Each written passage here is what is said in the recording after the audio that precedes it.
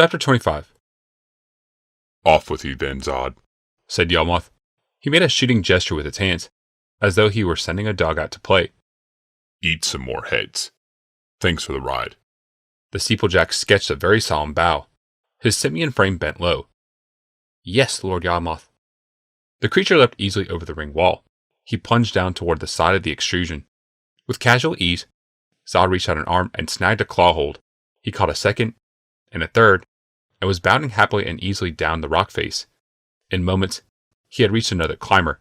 He feasted again. The headless corpse spun away in its own free fall. Yawmoth smiled. The defenders of Halcyon had acquitted themselves well.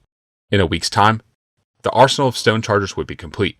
A day later, the Thran alliance would be scrubbed from the face of Dominaria. Speaking of scrubbing faces, Yawmoth's attention turned away to the third ray cannon on the western wall. Its gunner sat strapped into the firing seat, blasting away. She needed her eyes adjusted. Yawmoth sat along the top of the wall. Househack guards were thick on the ramparts.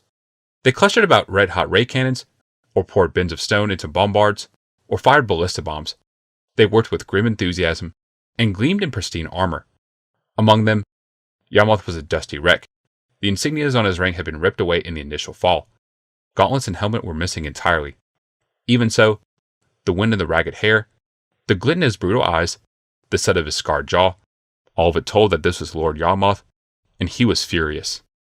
Heavy-booted, Yawmoth reached the gun mount. It was a massive bulwark of stone, made to support the weight and recoil of the ferocious weapon.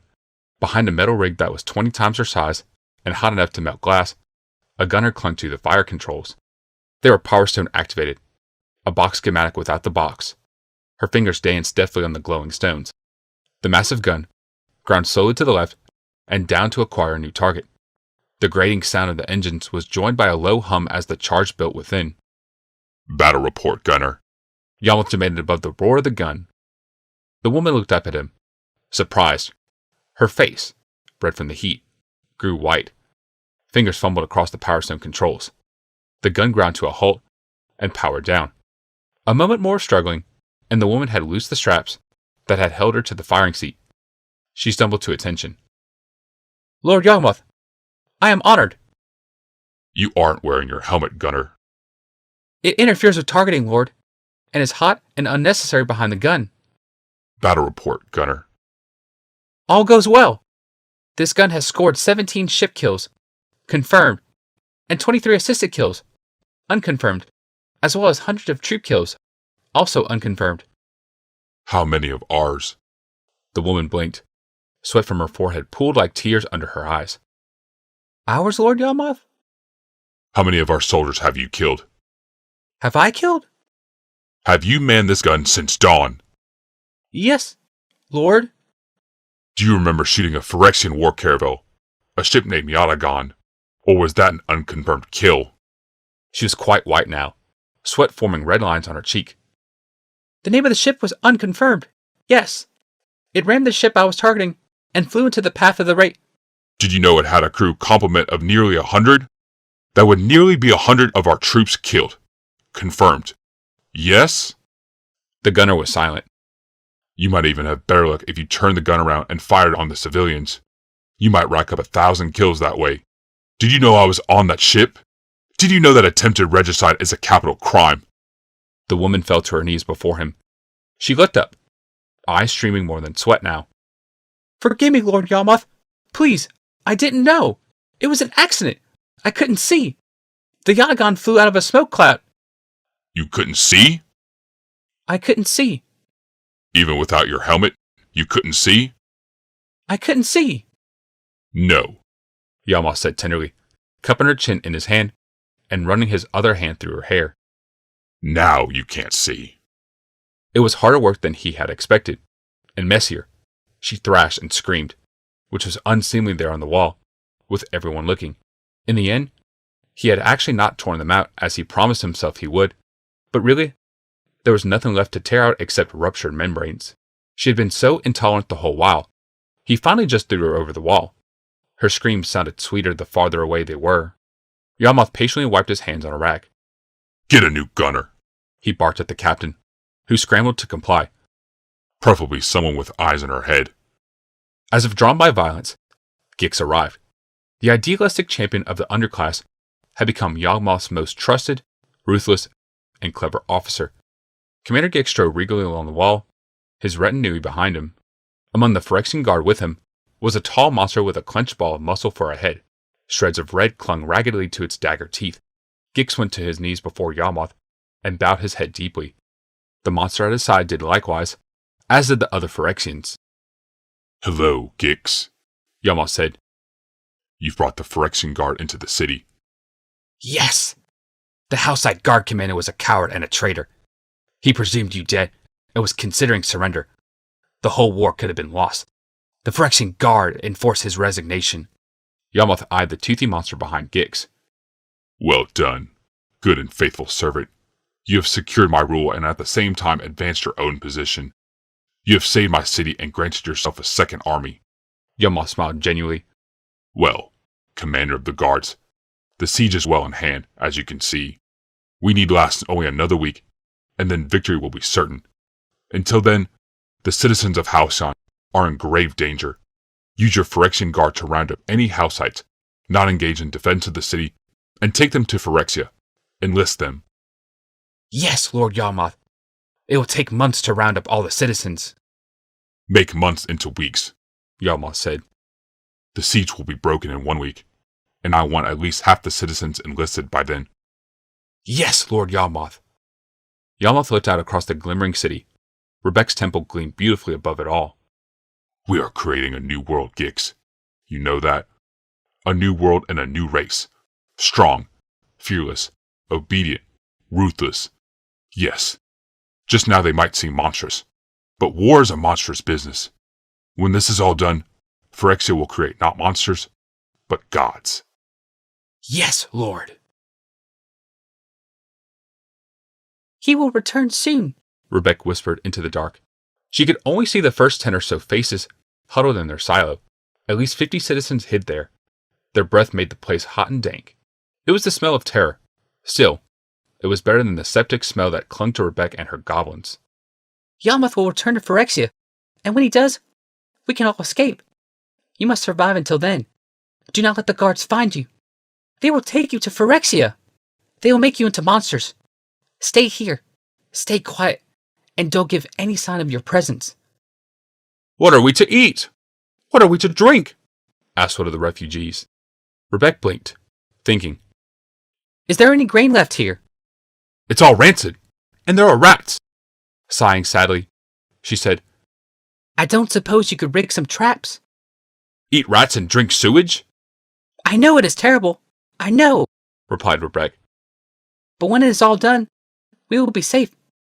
I will take you to a safe place. A beautiful, clean, safe, boundless place. You will see." A different voice spoke out of the darkness. How will we know when it's time? "I will place a lantern at the top of the temple. Even in daylight, you will see it. When you see the lantern, head for the temple. But the guards. Use the sewers. The goblins will guide you. They know the way. They brought me here tonight. They are taking me all through the city tonight. They will guide you." One of the goblins hissed from the cracked doorway. Patrol! Every voice in the silo grew silent. There was only their breathing. It echoed in the throat of the building. The trump of booted feet and click of claws filled the street. Most of the patrols numbered only 5 to 10 guards. This one sounded like an army. In time, the footfalls receded to silence. The goblin hissed. "All clear. Eat what you can. Drink whatever clean water you can find.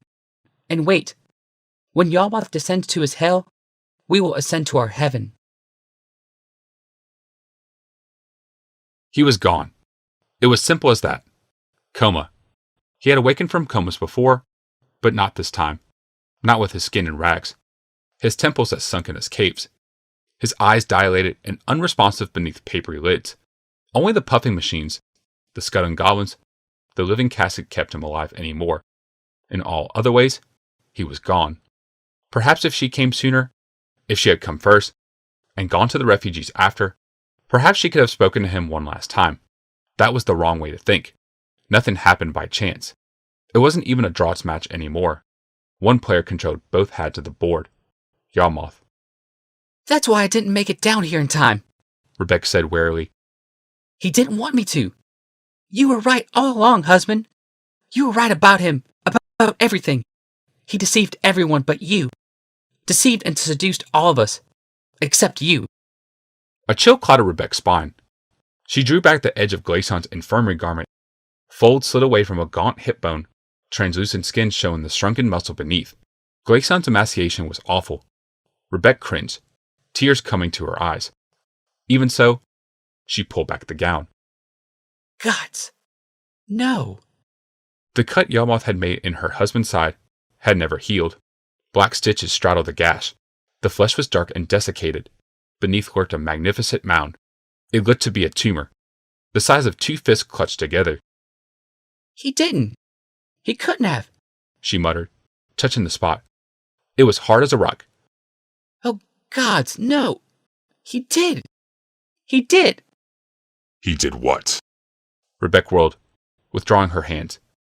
There, in the quarantine cave, Yamath and his health core monster stood. He did what? Yamath asked, voice dripping with concern. She stared into his eyes, wondering if he could see how much she hated and feared him. He fell into a coma. He left me before I could say goodbye. Yamath reached her. He wore his white robes of state, the exact hue of the casket where Glaceon lay. We can heal him, Rebecca. You know that. We could heal anything. He lifted his hand to draw back the strands of hair that had fallen into her face. Rebecca shook her head vehemently. No. No. Glaceon wouldn't have wanted it. It's the only thing he would have not tolerated. Yamath's hand flashed out. An odd ring gleamed on his finger. He grasped her arm insistently. There was a jab, something like the sting of a bee, and then a welling, burning ache. Rebecca looked down, a protest tumbling from her mouth. Already, Yamath was speaking. Weary, exhausted. You've been the good wife all these years. You even allow him to die rather than disobey him. I cannot allow it. You're too wary. Nothing can make sense anymore. Everything true suddenly seems a lie. Every lie is playing at truth. You can't let your husband die just because you aren't thinking clearly. That much was true. She wasn't thinking clearly. She couldn't seem to remember what she had been doing today, or the last few days. She was wary, bone weary. Exhaustion warmed her. Yamath was right. She wasn't thinking clearly. Yamath stood, lifting Rebecca. He carried her as though she were a lost lamb, and he the good shepherd. I'm going to help you, and your husband. I'm going to take both of you to Phyrexia and heal you, once and for all. Rebecca was only vaguely aware of the cave around her. Health Corps workers surrounded and lifted Glaceon's capsule. Goblins chittered at them and crowded about. She was only vaguely aware of anything but Yamath.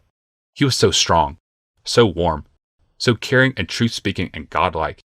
In his arms, nothing could ever harm her again. He was even gentle with the goblins. He was even patient as he waded through the pawing mob. It's all right, little ones. I'm not going to hurt her. I'm going to heal her. The little beasts were pulled aside by the Health Corps workers.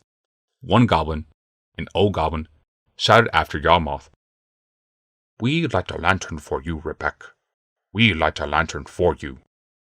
Yamath smiled like the dawning sun. Listen how they love you, Rebecca.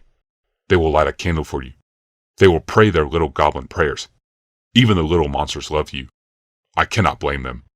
I love you too. Rebecca couldn't imagine greater bliss, except to sleep now in his arms. That's right. Sleep. I will heal you, Rebecca, once and for all.